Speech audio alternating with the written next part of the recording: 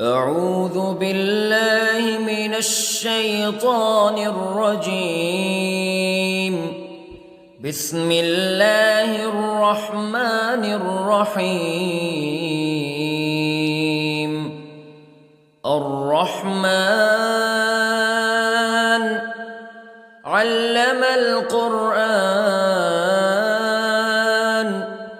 خلق الإنسان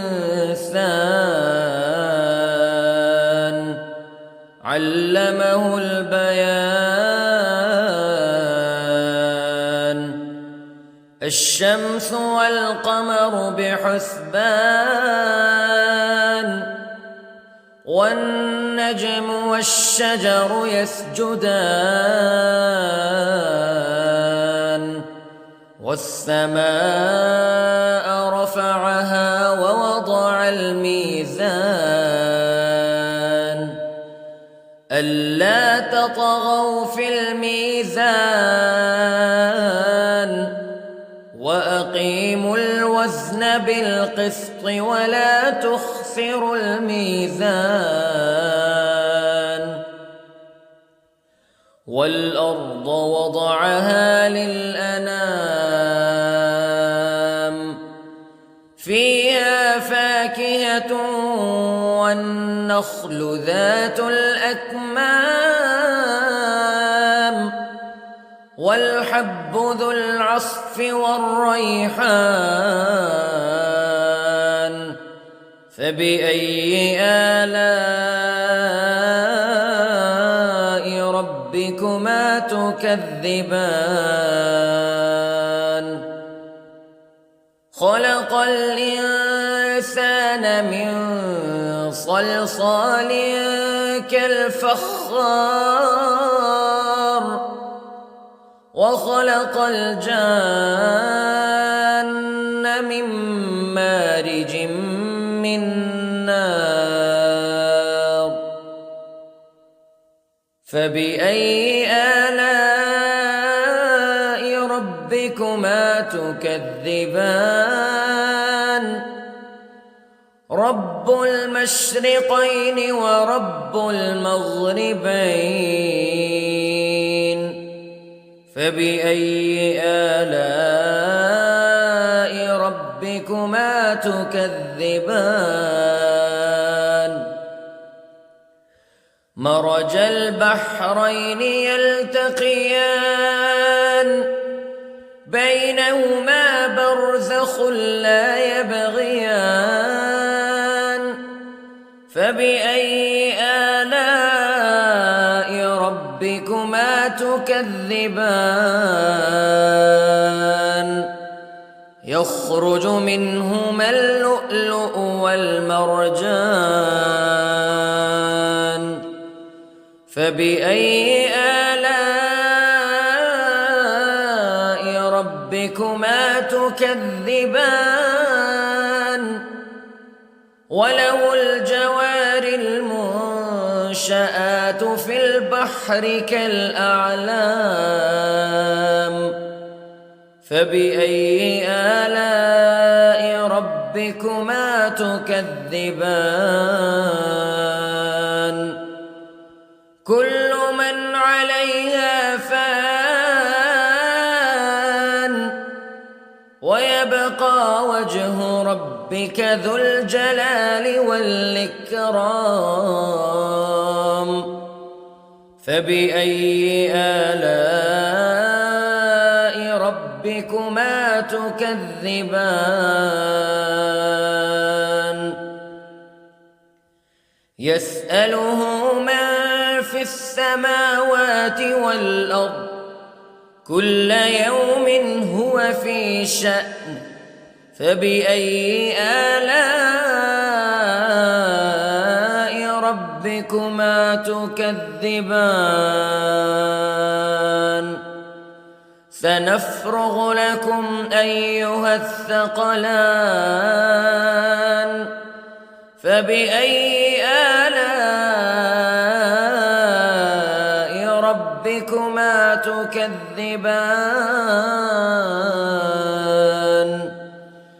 يا معشر الجن والإنس استطعتم أن تنفذوا من أقطار السماوات والأرض فانفذوا لا تنفذون إلا بسلطان فبأي آلاء ربكما تكذبان يرسل عليكما شواظ من نار ونحاس فلا تنتصران فبأي آلاء ربكما تكذبان فإذا انشقت السماء فكانت وردة كالدهان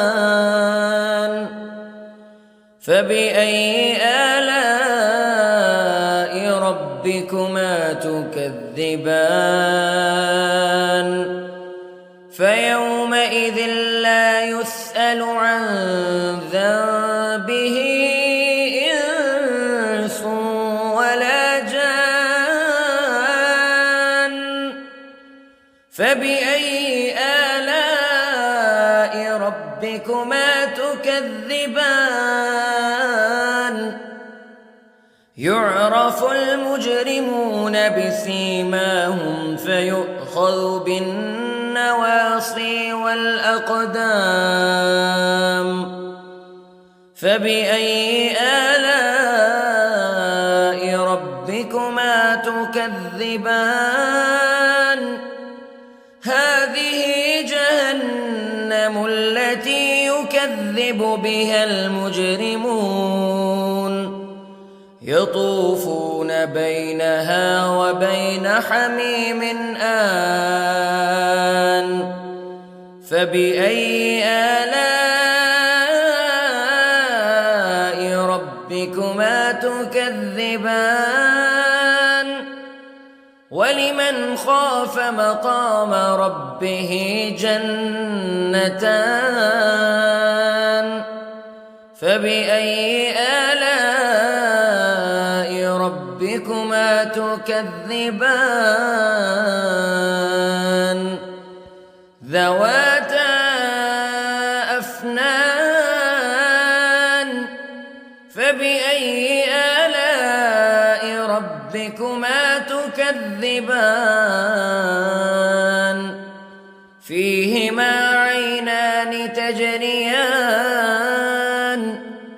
فبأي آلاء ربكما تكذبان فيهما من كل فاكهة زوجان فبأي آلاء ربكما تكذبان متكئين على فرش بطائنها من استبرق وجنى الجنتين دان فبأي آلاء ربكما تكذبان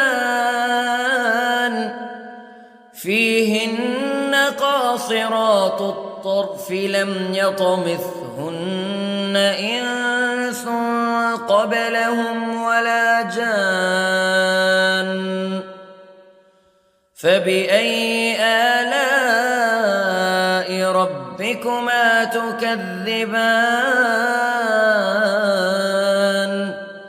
كأنهن الياقوت والمرجان فبأي آلاء ربكما تكذبان هل جزاء الإحسان إلا الإحسان فبأي آلاء ربكما تكذبان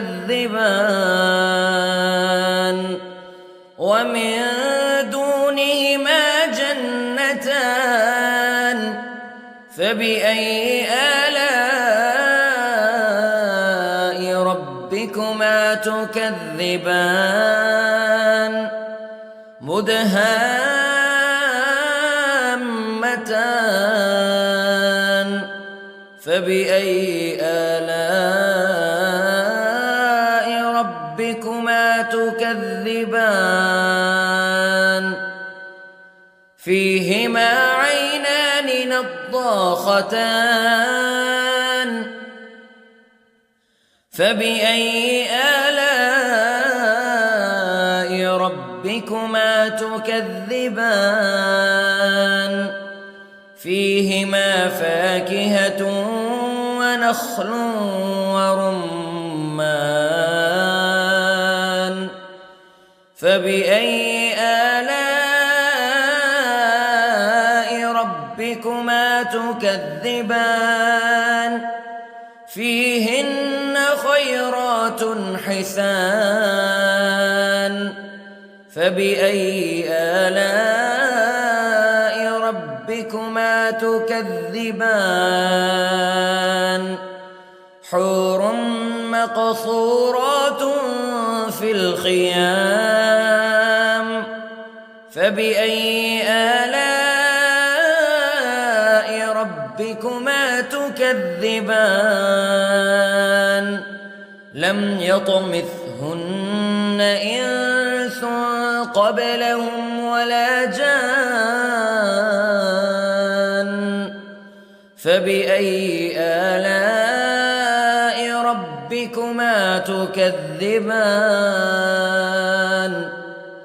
متكئين على رفرف خضر وعبقري حسان فبأي آلاء ربكما تكذبان تبارك اسم ربك ذي الجلال والإكرام